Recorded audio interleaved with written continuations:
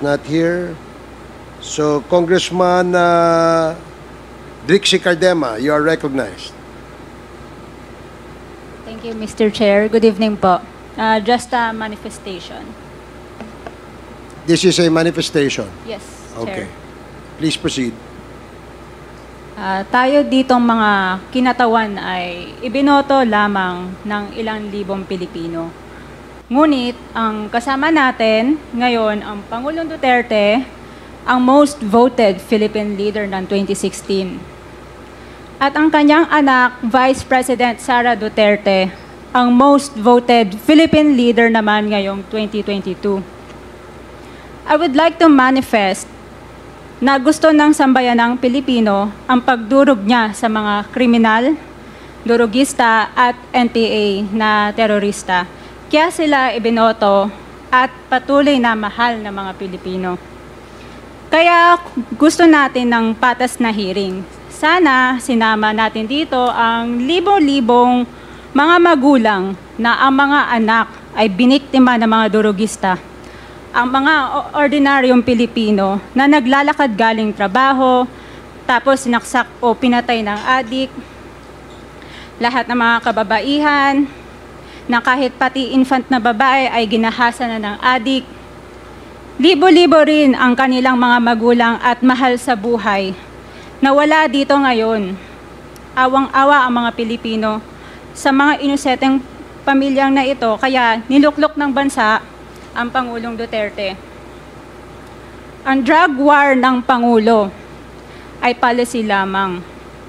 Hindi ito natupad kung hindi ito pinondohan ng Kongreso ng 6 na taon.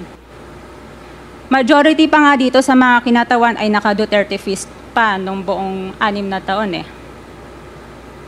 Ang Duterte Youth Party List po ay patuloy na naninindigan sa Pangulong Rodrigo Duterte at pangalawang Pangulo, Sara Duterte, na naglingkod ng maayos, dumurog sa mga durugista, kriminal at NPA na terorista para proteksyonan ang milyon-milyong Pilipino. Bakit wala nag-iimbestiga dito o nag-iimbita sa atin sa sobrang raming Pilipino na biniktima ng mga durugista?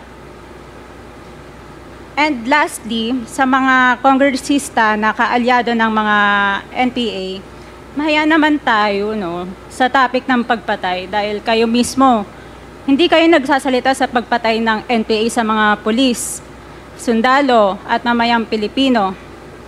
Pati rin po sa mga natitirang resource persons na gusto mag-abogada papuntang ICC, si Attorney Maria Cristina Conti, na kandidato ngayon ng Bayan Muna Party List. Kasama po ang inyong katabi na si Nery Colmenares ng Bayan Muna.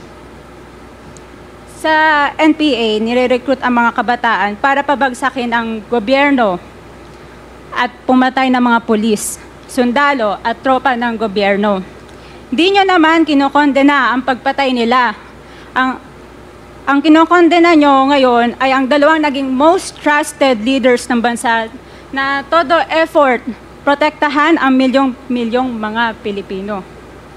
In support sa advocacy sa Pangulong Duterte, ang Duterte Youth Party List ngayon, Kongreso ito, ang kaisa-isang nagpapanukala ng pagbalik ng death penalty para sa mga rapist, kidnappers, durugista at terorista.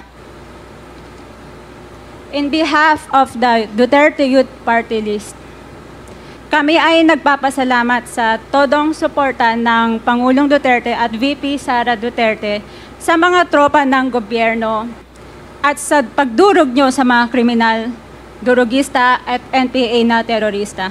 Yun lang po. Maraming salamat po, Mr. Chair. At magandang gabi po. Congresswoman. Salamat, Mr. Chair. Bawal po pumalakpak dito. Kung gusto niyo pumalakpak, doon kayo sa labas. Maaari ba?